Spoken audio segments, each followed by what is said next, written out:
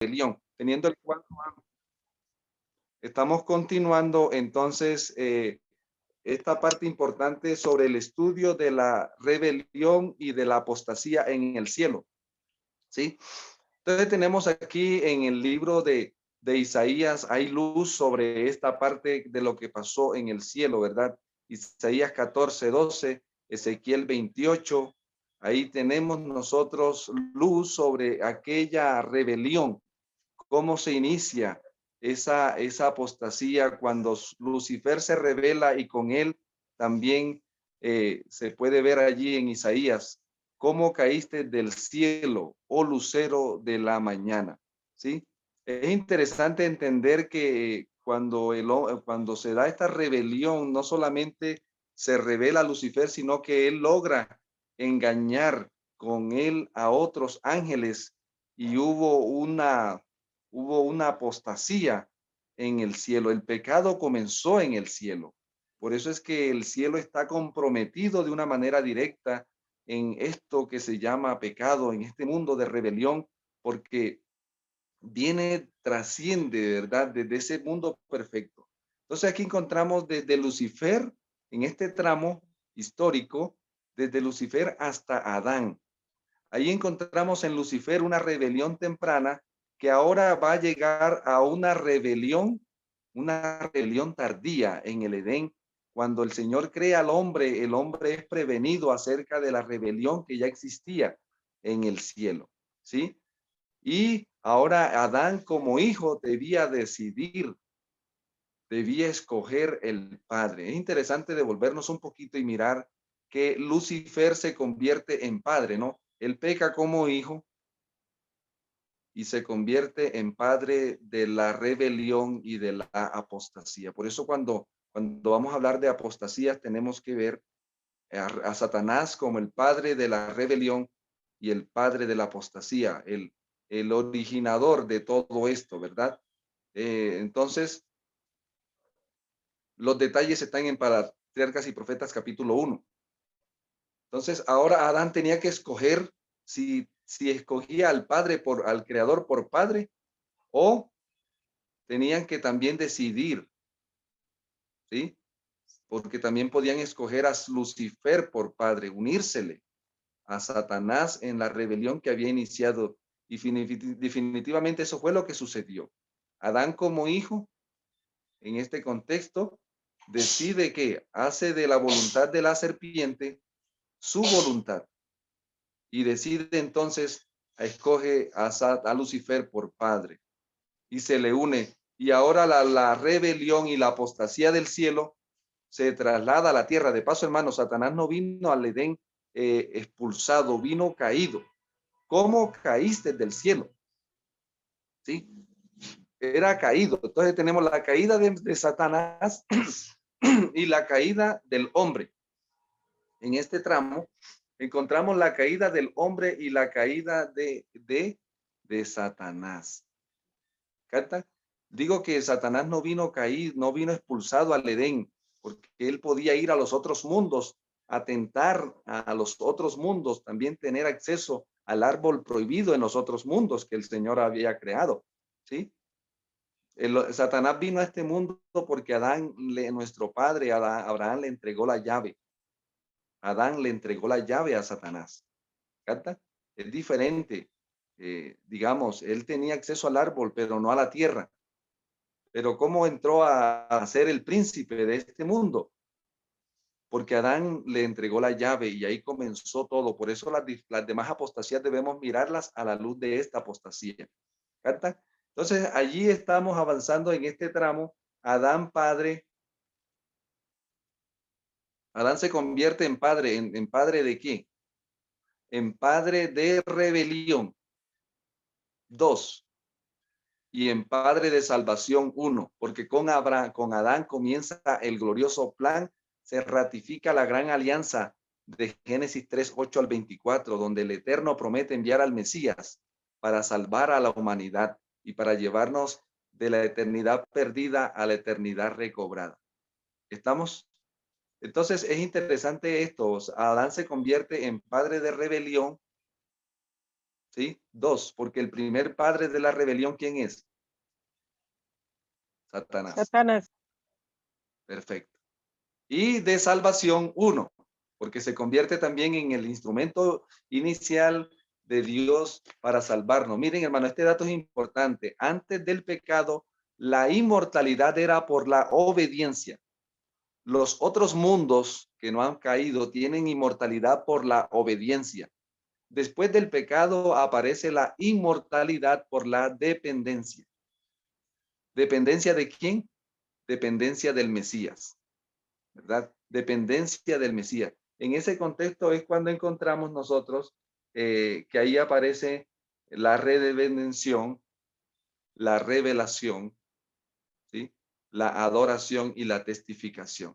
Y también es interesante, hermanos, entender que cuando el Eterno habla, con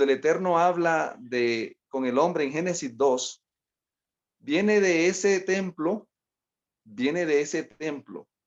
donde no existía pecado, desde el templo de la eternidad, de la eternidad, de la eternidad, ¿sí? Pero cuando el pecado entra, el Señor activó ¿qué? Un plan, el misterio oculto. El Señor activa el misterio oculto para llevar al hombre de la eternidad perdida a la eternidad recobrada. Cuando el Eterno viene a hablar con Adán en Génesis 3, Él viene desde este lugar que activa, porque si Él no activa, dice, por eso cuando abundó el pecado, abundó la gracia. Cuando el Eterno habla con el hombre en Génesis 3, ya trae el plan de salvación para presentarlo al hombre, el plan de salvación, para devolverlo otra vez a la eternidad. Por lo tanto, cuando el Eterno viene en Génesis 3, ya viene desde el santuario que conocemos hoy. Por eso quería tener esta claridad, porque es importante entender esto, ¿cierto? ¿Sí? En la eternidad, por ejemplo, nada más hablando, en la eternidad existían los 10 mandamientos como los tenemos en el templo. Actualmente no, porque eran grabados en la mente del hombre. Esa obediencia podía decodificar esos códigos, estaban grabados en la mente y están grabados en la mente de los hombres que no han caído en los otros mundos, ¿sí? Lo que hizo el pecado fue hacer visible ahora ante el universo también, ante el universo lo invisible.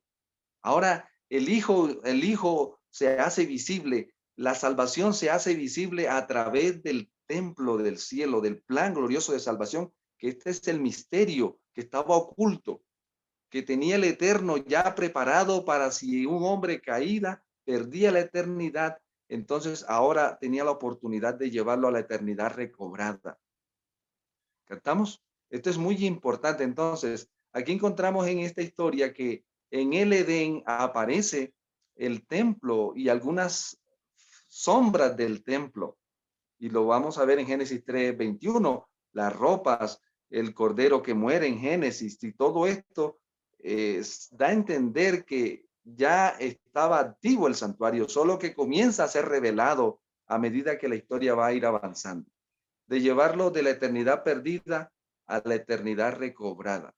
Y entonces aquí tenemos el siguiente tramo de Adán, hijo, ya lo vimos, que peca como hijo, y ahora Adán padre, ya lo mencionamos que como el pecado entra, Adán se convierte en padre, ¿sí? De rebelión porque peca, pero también se convierte en padre de redención, ¿sí? Porque acepta la salvación. Cata se convierte en padre de redención porque acepta el plan de salvación. Y ahí podemos ver la dinámica que ya habíamos mencionado de Adán padre. Ahí está, hay una apostasía entre Adán y Noé. Ya estamos viendo la caída del hombre y la caída del diluvio. Entre esas dos caídas hay una gran apostasía y ya usted sabe quién está detrás de la gran apostasía que existió en el tiempo de quién. en el tiempo de al antidiluviano. Ahí está el lugar, el mundo antidiluviano. Esto es importantísimo, ¿sí? Lo que mencionábamos de la dinámica de la alianza eterna de salvación se ratifica y se reedifica con Noé. Por eso dice que la fe de los padres, él hará volver la fe de los padres a los hijos, por eso la flecha, mire, hablando de los Elías, en Malaquías 4:4 al 6, él hará volver la fe de los padres, en este caso de Adán, redimido, a Noé, y la fe de Noé a Adán. Eso es un ciclo. Eso es lo que conocemos como un ciclo profético. Abre con Adán, padre redimido, y cierra con Noé, hijo redimido. Y se forma un ciclo donde él abre y cierra. ¿Estamos? Ahí conocemos lo que se llama lluvia temprana, Adán, lluvia tardía, Noé. Y el Señor cierra un ciclo. Pero el gran apóstata, ¿qué es lo que quiere hacer? Satanás quiere cerrar lo que el Señor abre. Y quiere abrir lo que el Señor cierra. Por eso es interesante que puedan leer Primeros Escritos, capítulo 6. La puerta cerrada se llama el capítulo. ¿Sí? Dice, los enemigos de la verdad presente quieren abrir lo que el Señor cerró y quieren cerrar lo que Él abrió. Porque Él quiere ser el soberano de todo, ¿verdad? Entonces, en este contexto vamos avanzando que tenemos a Adán hijo, ya a Noé hijo, segundos hijos, y llega a ser Noé padre, segundos padres. Y ahí vamos avanzando en el conflicto de la eternidad. Vamos al tercer tramo histórico, de Noé hasta Abraham. Ya se va poniendo el punto rojo, miren. Vamos a ver el desarrollo. Rumbo a la nueva Jerusalén, a la eternidad recobrada. Es un tramo histórico interesante de este tramo, hermano, de Noé hasta Abraham, y son referentes proféticos para nosotros, ¿sí? Ya lo hemos mencionado, así que Noé hijo, Noé padre, está la caída del diluvio y la caída de Sodoma. Segundo, este tramo se caracteriza y tiene muchas lecciones para el pueblo del tiempo del fin. Este tramo importantísimo, ¿verdad? Ya lo habíamos mencionado en la clase anterior. Vamos a avanzar entonces la eternidad perdida, la eternidad recobrada. Del cuarto tramo ya sería de Abraham hasta Moisés. El punto rojo se va moviendo. Alabado sea el Señor, que a medida que avanza la historia, Él va desarrollando el plan de salvación en favor de nosotros, ¿verdad? Y tenemos este gran referente, hermanos, de Abraham hasta Moisés. Encontramos la gran apostasía de Egipto que sucede en África. Todo este contorno se convierte, hermanos, en un referente. Por eso nosotros podemos decir, como fue en los días de Egipto, como fue en los días de Sodoma, como fue en los días de Noé, porque son referentes cíclicos, que encierran un ciclo profético. ¿Sí? Entonces tenemos el siguiente quinto tramo, vamos de Moisés hasta Elías. Se nos fue el tiempo. ¿Sí? El siguiente tramo va de Moisés hasta Elías. Ya lo habíamos mencionado que se vamos acercándonos esta dinámica de lo que pasó en este tramo. ¿Sí? Hay una lluvia temprana en el monte Sinaí, hay una lluvia tardía en el monte Carmelo y hay una caída en lo que concierne a de Samaria, la caída del reino del norte de las 10 tribus. Tenemos allí el epicentro de esta apostasía, ¿sí? Interesante lo que hay aquí detrás de esta apostasía. Vamos avanzando en la historia de la eternidad perdida, la eternidad recobrada en el sexto tramo. Estamos de Elías hasta Johanán. Ahí encontramos entonces que miren lo que va a suceder allí con este tramo. ¿Sí ven cómo va avanzando la redención en favor de nosotros, hermanos?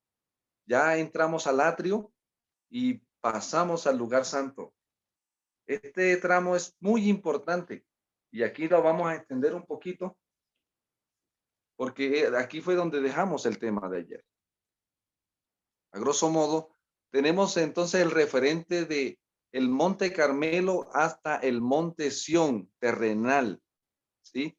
El reino, la capital del reino del sur, que es Jerusalén. Tenemos la caída de Israel y la caída de Jerusalén. ¿Estamos, hermanos?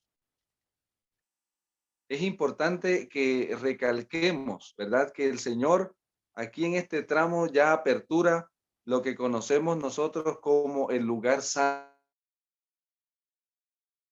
y termina el periodo del atrio y entramos al periodo de la redención del lugar santo, ¿sí? Lo que concierne, aquí ya entramos a lo que es el segundo Elías, el segundo Elías. Voy a hacer un barrido general para mañana nos detenemos en este tramo específico.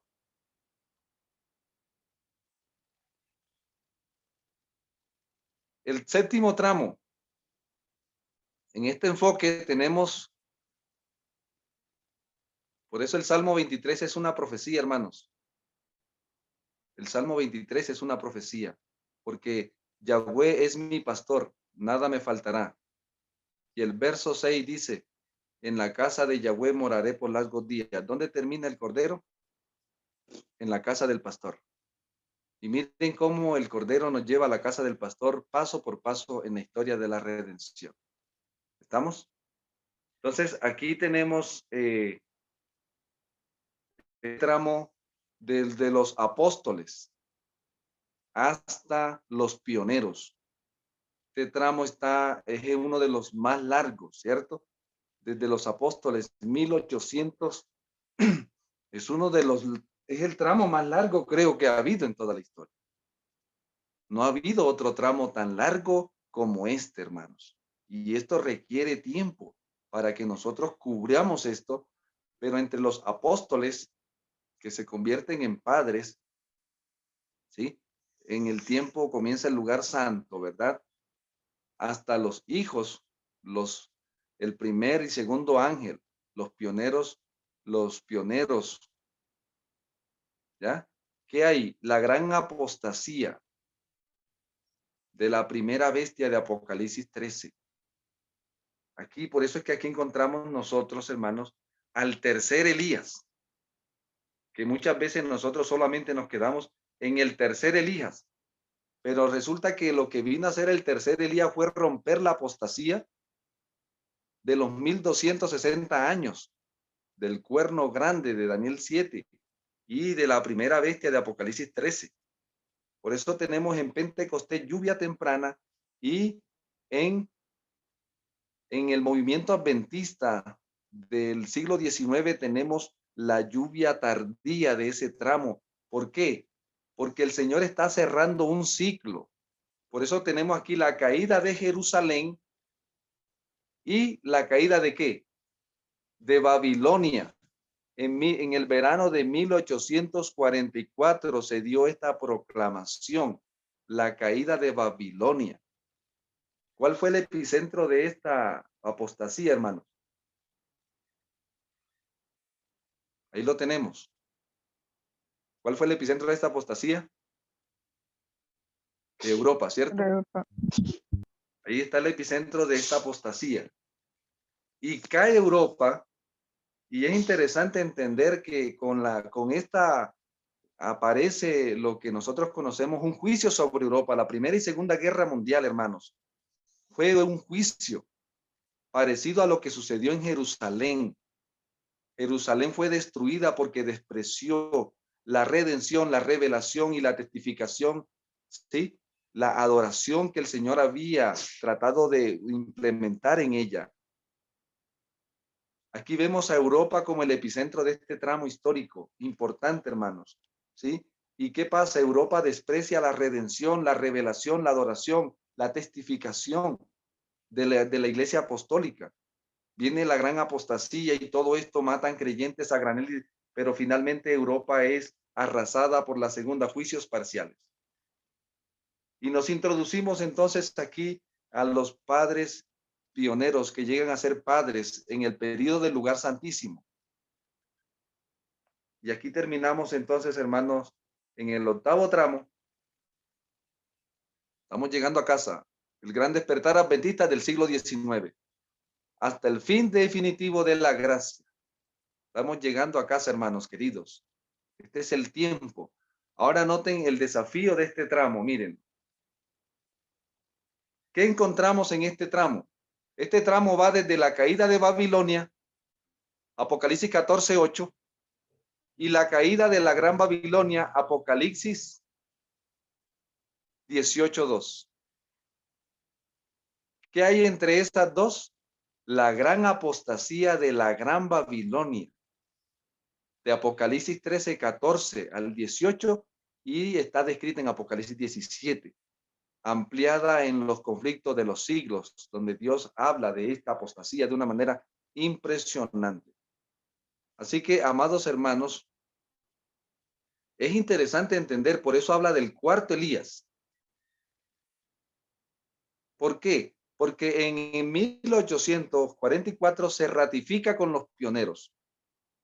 Se ratifica la redención, la revelación y la testificación cuando se manda el don profético. O sea, aquí cubre el ministerio del lugar santísimo. De la caída de Babilonia a la caída de la Gran Babilonia, tenemos en el cielo el ministerio del lugar santísimo. Por eso esta es la última apostasía, ¿sí? La última apostasía. ¿Cuál es el epicentro de esta apostasía, hermanos? ¿De la apostasía, cuál es el epicentro? América. Estados Unidos. América. América. Entonces, en este contexto, ¿cuándo cayó la lluvia temprana del lugar santísimo? Con los pioneros. Cayó la lluvia temprana del lugar santísimo. ¿Y cuándo va a caer, hermano? Ya está cayendo la lluvia tardía del lugar santísimo, porque el Señor lo que va a hacer ahora es restaurar la fe de los padres en los hijos. Nosotros somos los hijos que vamos a ratificar, ser rectificados. El fuerte pregón del tercer ángel de Apocalipsis. Ahí estamos, hermanos. Entonces, la guerra final del segundo, perdón, la obra final del segundo y tercer ángel. Eso lo encontramos en el libro capítulo 39 del conflicto de los siglos, donde está ampliado esta visión de lo que es la obra final del segundo y tercer ángel. ¿Capta? Entonces, apreciados hermanos queridos, por fin los Elías viajan con el Cordero al cielo, a la ciudad celestial. Amén. ¿Cuántos queremos, hermanos queridos, permitir que el Señor haga en nosotros? En este tramo ya tenemos aquí el trabajo. Restaurar y reedificar, ¿qué cosa? El altar de la verdad presente. Y mañana vamos a ver esta parte importante, hermanos, de la obra de los Elías. Aquí estamos viendo la cronología general. Pero vamos a ver mañana, hermanos, con la ayuda del Señor, la obra específica que el Señor está llamando a hacer en este tiempo. ¿Capta? Vamos a orar a nuestro Padre, hermanos queridos, para que nosotros en este tiempo seamos hijos de redención, hijos de la revelación, hijos de la adoración, hijos de la testificación del lugar santísimo. Que no seamos hijos de apostasía, no seamos hijos de rebeliones, sino que podamos ser de esos Elías que el Señor va a levantar en el fin del tiempo para restaurar la revelación del lugar santísimo, la redención, la revelación del lugar santísimo, la adoración hacia el lugar santísimo y la testificación del lugar santísimo, que es el mensaje de los tres ángeles. Vamos a orar a nuestro Padre en esta hora. Querido Señor, te damos gloria y honra en esta hora por darnos esta gran historia. Gracias por esa gran misericordia. Gracias porque nos has llevado, Señor, a través de los siglos, has estado trabajando en favor de nosotros.